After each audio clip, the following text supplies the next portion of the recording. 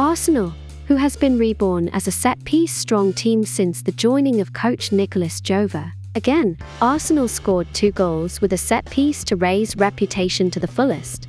The reason why this set-piece was interesting was that these 2 goals were created as they succeeded in targeting unexpected targets. So what was the unexpected target? It was Burnley's centre-back. It's an aerial ball attack against the centre-back, but it's pretty weird. Arsenal's aerial ball attack against centre-back, of course, strong players added to the team this season. Arsenal's winning percentage in aerial ball competition is 11th out of 20 teams in the league. At first glance, it looks like hitting a rock with an egg. But this was a pretty reasonable choice.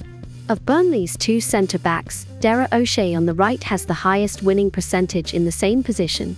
Because in the case of left centre-back Jordan Bayer, he was at the bottom of the table, as opposed to his partner O'Shea. Left centre-back Jordan Bayer was the main target of Arsenal's goal. So how did Arsenal target Bayer?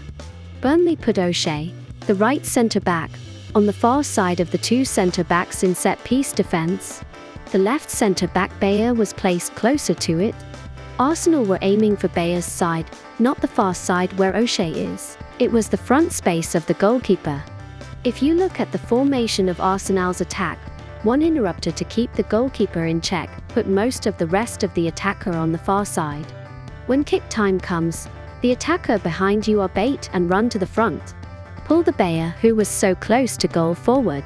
In this structure, the ball is put into the space in front of the goalkeeper, with the interrupter's check making it difficult for the opposing goalkeeper to handle the ball. It's not O'Shea who is strong on the air ball, but a Bayer who is weak on the air ball is in a situation where he has to deal with the ball. At first, most of the strikers in the box are in the back. Rice is acting as a distraction next to the goalkeeper. What are the positions of the 2 centre-backs? There is an O'Shea on the far side and a Bayer on the near side. Attackers running forward when kick timing comes. Disruptor Rice blocks the goalkeeper, preventing him from handling the ball. And Havertz, who was running forward, turns around and enters the space in front of the goalkeeper. The kick is directed exactly to this space.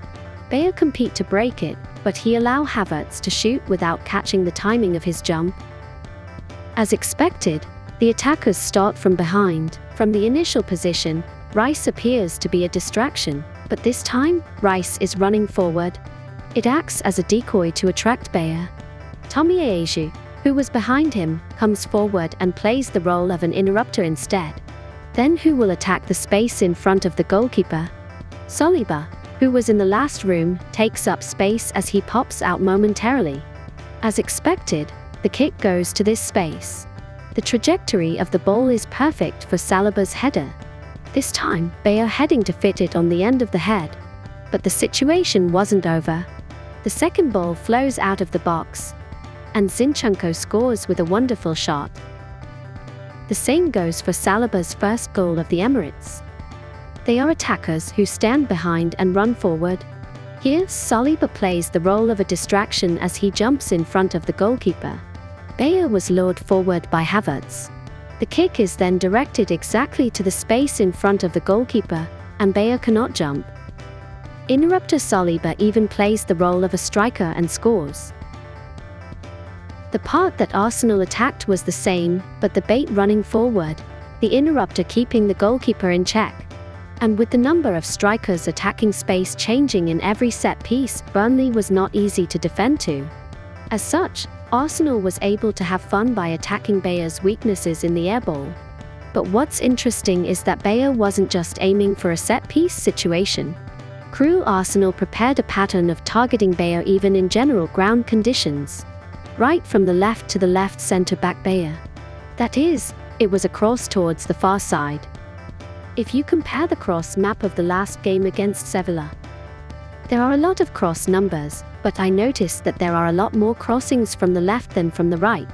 You can see that the left cross attack was intentional.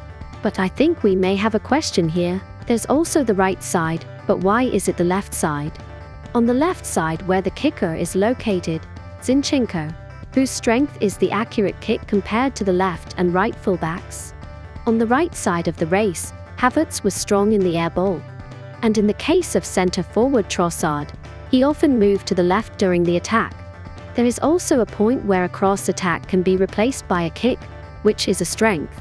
So let's talk about the specific attack methods from now on. This attack tactic begins when the ball is connected to the left wing Martinelli in the opposing side. Then the opponent's right fullback goes to the side and blocks Martinelli. Here, Rice or Trossard penetrates into the left half of the opponent's defensive line and lures right centre-back O'Shea. It was to prevent O'Shea, who is strong in the air ball, from joining the defence on the far side. In this structure, inverted winger Martinelli hit in the opposite direction to the full-back blocking him.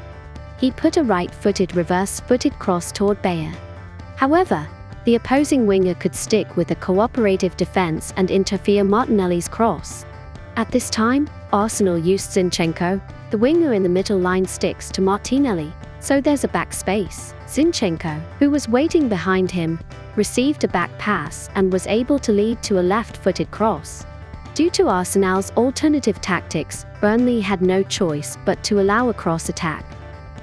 Trossard receives the ball from the centre, and as he returns, he connects to Martinelli on the left. And he turns his head and confirms that Zinchenko is in the centre. Instead, he is sidelined to act as a backup. Martinelli, who passes back to Trossard when the opposing winger puts up a cooperative defence and blocks all of Martinelli's attacking directions. At the same time, Rice penetrates into the half, taking a bait move that pulls out right centre-back O'Shea. Trossard's subsequent cross. It is also aimed at the left centre-back Bayer. Bayer, who had to cut it off in the front, cannot jump and gives Havertz a heading chance. Unfortunately, it didn't get stuck in Havertz's head. The second ball that hit Saka's head in the back is heading to Bayer. There was no check, but he was not handled ball well. The goalkeeper manages to hit the ball as it heads toward the goal. It's also a scene that shows Bayer's anxious aerial ball ability. Martinelli caught the ball on the side. When the opponent's winger's cooperative defense is attached, he passes back to Zinchenko, a backup who is free from the back.